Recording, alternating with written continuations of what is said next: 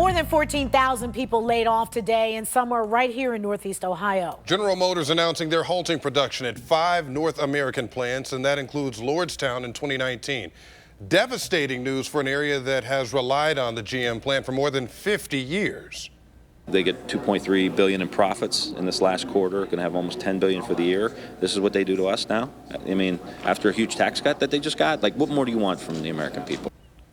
We have team coverage tonight looking at the huge impact this has for thousands of families right here in Northeast Ohio, and why the job loss could also have a huge political impact. We begin with News 5's Tara Molina, who spent the day in Lordstown. And Tara, they tell you for every factory job cut, 7 others are affected.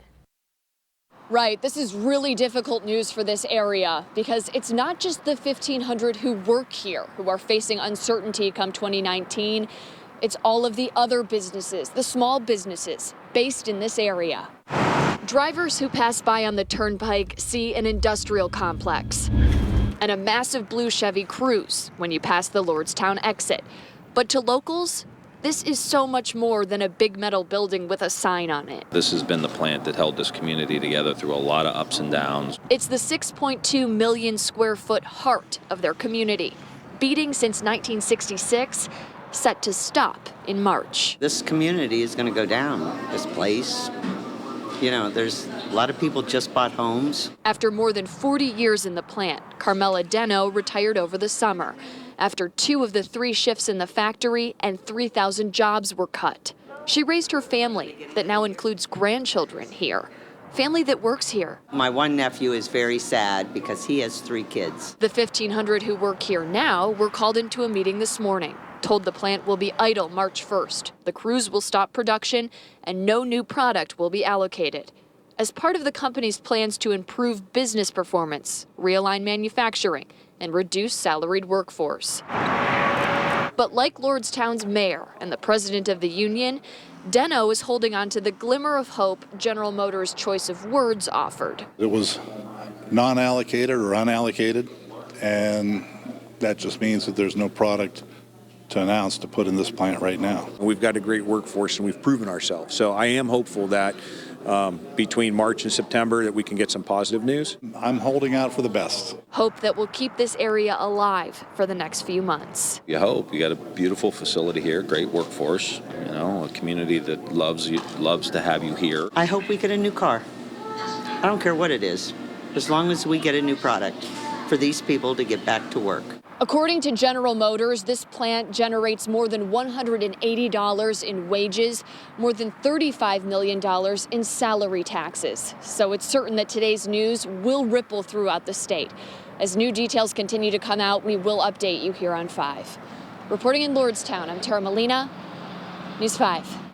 And we talked about the political impact. Well, the president not happy with GM's decision to close several plants and cut thousands of jobs. And just hours ago, he told reporters on the White House lawn that he promises to put a lot of pressure on the company to reverse course.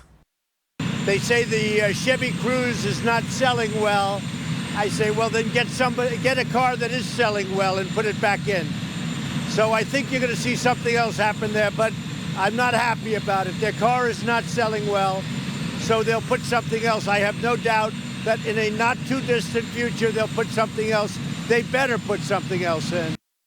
News 5's John Kostick live in the newsroom with more on that political impact from GM's announcement, John. And John, the auto workers of Lordstown, they actually were among those who played an important role in electing President Trump. Yeah, Danae, the Circle 1 region that played arguably the biggest role in swinging the state for President Trump in 2016. And it will be the state's northeast corner with Trumbull County at the very center. Lordstown sits at the southern edge of Trumbull County, a county that you could safely color in blue every presidential election year, dating back generations.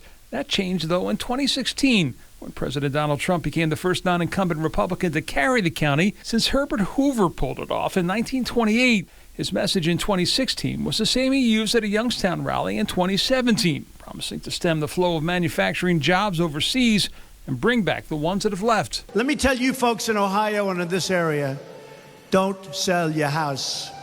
Don't sell your house. Do not sell it. We're going to get those values up. We're going to get those jobs coming back, and we're going to fill up those factories or rip them down and build brand new ones. Congressman Tim Ryan on Twitter asking the president to remember and keep those words, but said the president, in his words, has been asleep at the switch. Point echoed by Senator Sherrod Brown, who just last week was part of a rally of those Lordstown workers. I spoke to the president about Lordstown back in June. He's still not really answered, still not spoken out. We're asking him to. Brown told me he wants to know from GM what kind of job losses we'll see beyond the plant from other companies in the supply chain who owe their livelihoods to Lordstown. This country has been good to GM with the rescue of the auto industry. Less than a decade ago, they've been immensely profitable.